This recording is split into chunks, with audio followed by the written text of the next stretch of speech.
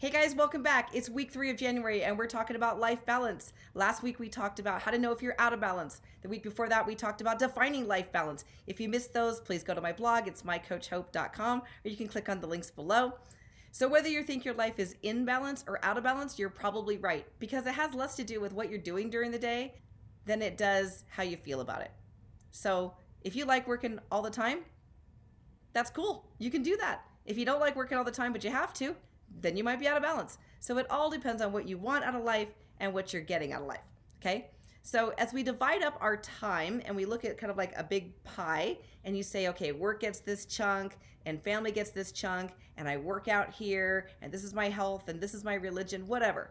All those little pieces make up your life. And if you're giving them the time and attention that they deserve, then you might be in balance. But if you're not, then you might be out of balance.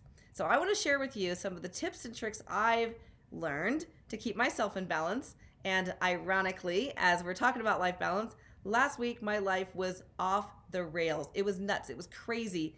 I barely had time to eat a meal, much less a healthy meal. I wasn't getting the sleep I needed. It was super busy, and it just gave me food for thought on how to get back into balance, because I kind of totally lost it there. Which, is going to happen, because even if we think we're totally in balance, sometimes things happen that just whatever. It just messes everything up. So then we have to get back in balance again. So it's always going to be a journey. It's not just a destination, it's a journey. It's always going to be something that we have to maintain, even if we think we are in balance. So I want to share with you some of my tips about how I stay in balance, and maybe it'll spark some ideas within you.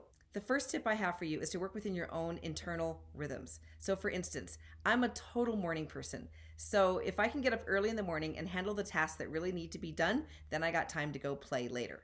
But if I wait till afternoon to do those things, I'm going to find ways to put it off. I'm not going to be productive. I'm not good at making decisions when I'm tired. It's just my brain doesn't work as well in the afternoon as it does in the morning. And you may find that you're a night person, so you got to do all that stuff at night. So if you can work around your natural rhythms, it's going to make it a lot easier.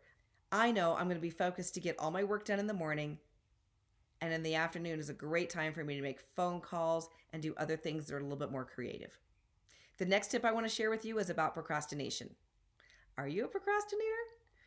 I am sometimes, but what I have found is when the task I need to get done involves making decisions, things that are going to take a lot of time, and things I don't know how to do. So I found that if I just jump in and get it started, I'll often get motivated enough to finish it, especially if it's something that's going to take a long time. Or if I don't know how to do it, I can usually find the answers or get the help I need once I get started.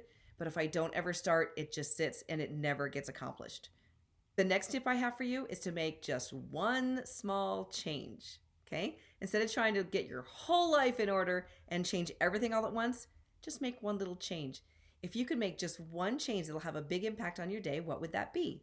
For me, I decided that if I could get up 15 minutes early, I could make my lunch. Now, it might not sound like a big deal, but I'm running pretty busy during the day, and if I'm out and about, I don't have to stop and find food. I'm saving money, not buying fast food, and it's going to be a lot healthier for me. And it just takes me 15 minutes to make something and make sure I have it with me.